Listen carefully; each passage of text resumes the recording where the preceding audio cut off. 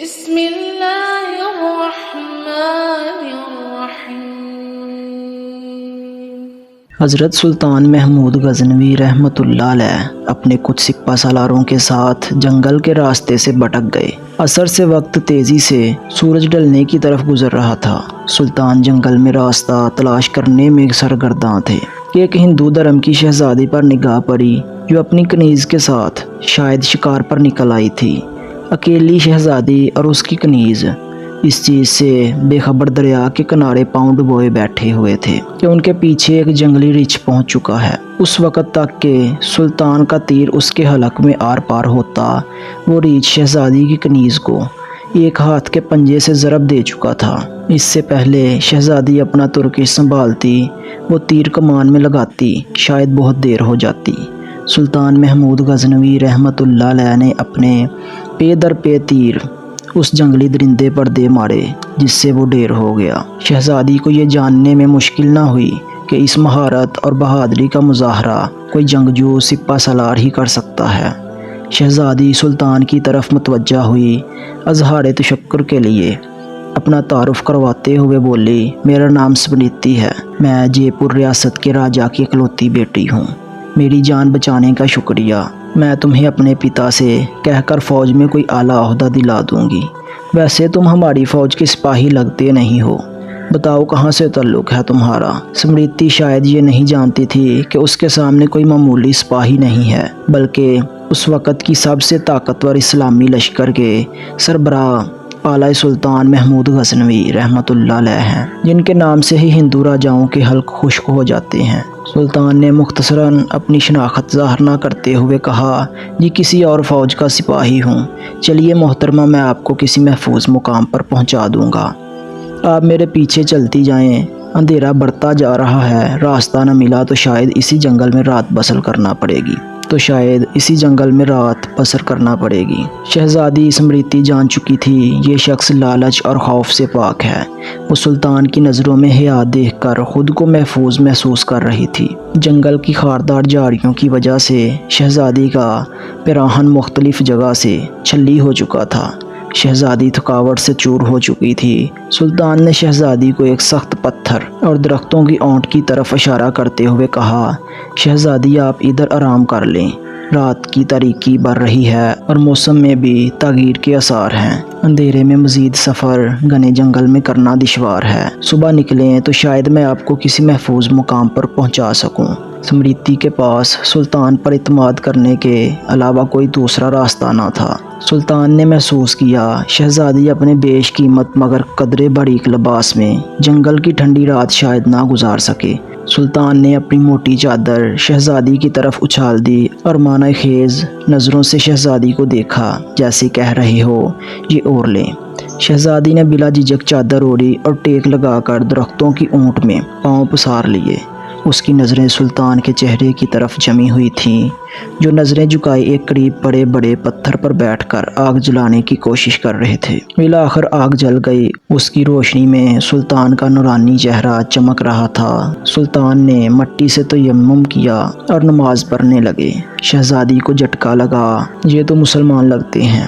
ایک دفعہ شہزادی کانپ گئی، کہیں غزنی کے لشکر سے تو نہیں، یہ تو لٹیرے ہیں، گائیں بھینس بکری سب کا ماंس کھاتے ہیں، یہ مجھے زندہ نہیں چھوڑیں گے۔ لیکن اگلے ہی لمحے شہزادی اب تک اس کے ساتھ گزرے وقت کو یاد کرنے لگی، اگر یہ اتنا ہی شفاق اور ظالم ہوتا تو مجھے ریچھ سے نہ بچاتا۔ نہ چاہتے ہوئے بھی شہزادی کا دل پھر سے اطمینان و یقین سے بھر گیا۔ سلطان نماز کے بعد دعا کرتے وقت زور و قطار رونے لگے۔ روتے روتے سلطان نے اپنے خنجر کی نوک اپنے پاؤں کے انگوٹھے پر رکھ کر اس کو دبا دیا۔ شہزادی دیکھتی رہی کہ یہ جوان مرد مجھ سے گفتگو میں بے تکلف نہیں ہونا چاہتا۔ صبح سلطان نے شہزادی سے کہا، اب ہمیں نکلنا چاہیے۔ کچھ دور جا کر سلطان کو ایک سفید پتھر پرا ملا جو سلطان کے سپاہی نشانی چھوڑ گئے تھے کہ راستہ اسی طرف ہے۔ یہ اس زمانے کا ایک طریقہ تھا کہ جنگل میں پتھر چھوڑتے جاتے تاکہ پیچھے آنے والا راستہ جان سکے کہ گزرنے والا کہاں سے ان کا ساتھی گزرا ہے۔ بالآخر شہزادی اور سلطان ایک ہموار راستے پر آ پہنچے۔ کچھ دور ایک چھوٹے سے گاؤں کے آثار نظر آ رہے تھے۔ سلطان نے کہا، یہ آپ کی ریاست کی حدود کا ہی گاؤں معلوم پڑتا ہے۔ شہزادی: ہاں دیکھتے ہیں۔ گاؤں پہنچنے پر شہزادی نے گاؤں کے مکھیا کو بلاوا بھیجا۔ مکھیا اپنے کچھ ساتھیوں سمیت حاضر ہوا۔ شہزادی نے کہا، ہمیں 2 برق رفتار گھوڑے دیے جائیں اور کچھ خشک اناج اس سپاہی کو دیا جائے۔ شہزادی نے سلطان سے کہا، اجنبی، ہمیں بہت حیرت ہوئی ہے تم پر۔ آخر تم کس مٹی کے بنے ہو؟ ساری رات تم اپنے خنجر سے زخم خریدتے رہے اور میری طرف کوئی توجہ نہ دی۔ تم چاہو تو ہمارے ساتھ محل چلو، ہم تمہیں انعام و اکرام سے بڑھ دیں گے اپنی جان بچانے کے بدلے میں۔ سلطان نے گھوڑے پر سوار ہو کر شہزادی سے کہا، شہزادی صاحبہ، زخم اس لیے خریدتا رہا کہ آپ کا حسن میرے ایمان کو زد نہ پہنچائے اور میری توجہ میرے درد کی طرف رہے، آپ کی طرف نہ بڑھے۔ شہزادی: کیا تمہیں یہ موقع گنوانا چاہیے تھا؟ ہم سے خلوت میں ملاقات کے لیے لوگ اپنی ریاستیں دستبردار کرنے کو تیار ہیں۔ سلطان: شہزادی، میں مسلمان ہوں اور محمد مصطفیٰ صلی اللہ علیہ وسلم کا غلام ہوں۔ میری نظر آپ کے جسم پر نہیں بلکہ خود میری اپنی روح پر تھی۔ شاید میرے جسم سے گناہ کا داغ دھل جاتا، لیکن میری روح پر اس گناہ کا داغ لے کر میں اپنے نبی کریم صلی اللہ علیہ وسلم کے سامنے کیسے پیش ہوتا؟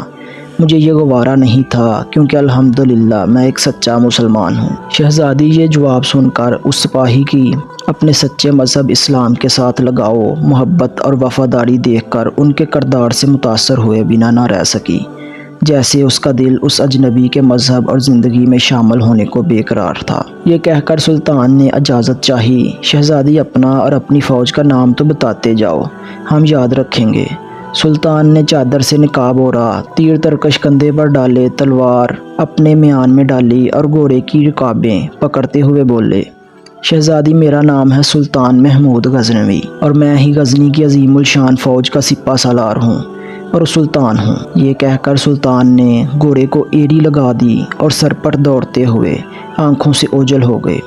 اللہ اکبر! یہ تھے اللہ اور رسول کے سچے وفادار، ایسے تھے اسلامی سلطنت کے حکمران اور مسلمان بادشاہ اور کامل ایمان والے۔ آج ان کے نقش قدم ہم سب کے لیے راہ نجات ہیں۔ موت کی تلخی، قبر کی سختی، حشر کی شرمندگی، جہنم کی گرمی سے ہماری حفاظت فرمائے یا اللہ۔